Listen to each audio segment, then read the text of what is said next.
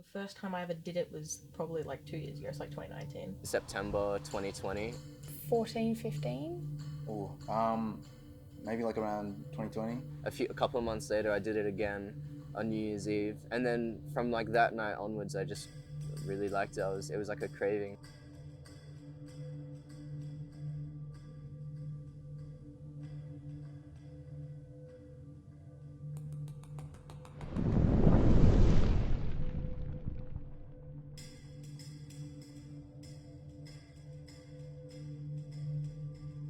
I was one of those kids that went on Pinterest and thought it was really cool to see like the cigarette with the van pictures.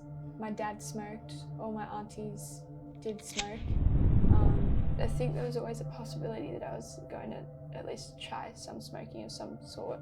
Vaping started getting really cool, but I was also just not in a good place. I just thought, this is like, I'm never gonna have the courage to die, so might as well do something that's gonna shorten my life. Oh, well, it's no doubt impacted my physical health negatively. I mean, sometimes my lungs feel horrible. It's not too late to stop now. I think there's a point where it's too much and it's bad, and I think I've come out of the really bad side of it, and now it's more like I'm doing it socially. It's made my stamina worse. Like, I'll be out of breath like a lot easier now, and it doesn't really affect me mentally. I guess it just like, I just want to hit it sometimes. It hasn't really changed my life in any way. I do have asthma, so that's already a factor of it, which is like, you shouldn't do it even though you do. But because my asthma isn't like it's not a constant thing in my illness, so it's like, unless I'm sick, unless there's something actually wrong, then I'll never feel the need to have an asthma problem. But since I've been vaping, I guess I have needed it more, especially in the morning when I wake up. I've had a cough since I had the flu in year 10, so I would have been 16. My teeth, I've noticed that my teeth have gotten a lot more yellow. They rot a lot easier. If there is any decay, I'll notice it happens a lot quicker. When you do it after a while, it's like you're so used to having it in your system.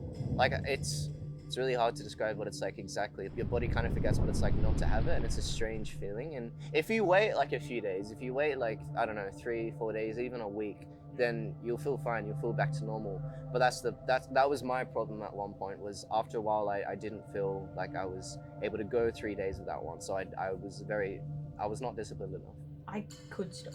I do know that for a fact because, well, for a fact, I guess. I can't say for certain. I went on a no nicotine for a week, about, I don't know, 2 weeks ago, and it, nothing really changed in my, life, I guess. I was gonna quit in lockdown, but my brother ended up finding a full packet of cigarettes on the bus one day coming home from school, and I took them because I don't let my siblings vape. Somehow they still find a way, but I took them, and then when I ran out of stigs, I just smoked a cigarette a day. Back in, I don't know, 2017, there was someone from my school, and he went under the desk. We were in technology class, and then he vaped, and I was like, what the fuck is that? And then all these years later, everyone, you see everyone vaping when you walk by. I mean, you do what you want to do, like, just be fully aware of the consequences. It's kind of hard to remember what my body felt like beforehand. It's not really worth it. I don't mean that in like a melodramatic way. It's like $30.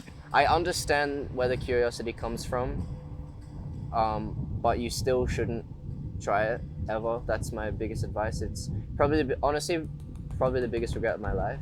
And if you are one of the people that are vaping, never push it on anyone else. It is tempting, especially if you've not tried it, but just don't.